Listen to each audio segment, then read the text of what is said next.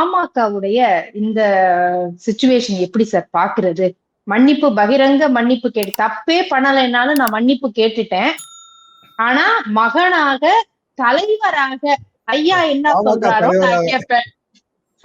இதை நம்ம எப்படி எடுத்துக்கிறது, எப்படி புரிஞ்சுக்கிறது? மன்னிப்பாவே எடுத்துக்க மாட்டார். நிபந்தனையுடன் கூடிய மன்னிப்புங்கிறது இதுதான்.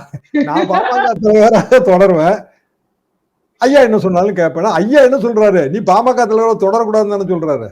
ஐயாவோட விருப்பம் என்னங்க? பாமக செயல் தலைவரா நீங்க இருங்க, நான் தலைவரா இருக்கேங்கிறது ஐயாவோட விருப்பம்.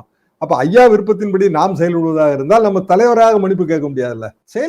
தொண்டனா கூட இருக்கேன்னு சொல்லிட்டு போகணும். அந்த இது அவருக்கு வரலையே. அது எப்படிங்க வரும்? சரி, அவரு டாக்டர் அவரு எத்தனையோ விஷயங்கள் அன்புமணிக்காக கட்சியின் நலன்களை எல்லாம் தியாகம் பண்ணியிருக்காரு. நான் ஆரம்பத்துல குறிப்பிட்ட உதாரணமே அதுதான். 2006 பசுமையான ஞாபகத்துல இருக்கு எனக்கு. அவர் அறிவாலயம் வந்தது, ஆதரவு கடிதத்தை கொடுத்தது.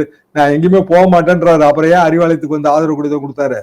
அன்புமணியை எம்பி ஆக்குறதுக்கு எதுக்கு கோட்டைக்கு ஜெயலலிதாவை பார்த்தாரு? சரி, அவரு அந்த 89 பாமக துவக்கோளால பேசினவர்கள் நானும் ஒருத்தன் தாங்க. அதுல அவர் பண்ண சத்தியம் தான் அது. அதாவது நானும் என் குடும்பத்தாரோ எந்த பதவியும் வகிக்க மாட்டோம், எந்த கோட்டைக்கும் போக மாட்டோம், அதிகார பீடத்துல காலடி எடுத்து வைக்க மாட்டோம், இது எனது சத்தியம். இந்த சத்தியத்தை நான் மீறினால் சந்தியில் நிறுத்தி வைத்து என்னை சவுக்கால் அடியுங்கள்னாரு.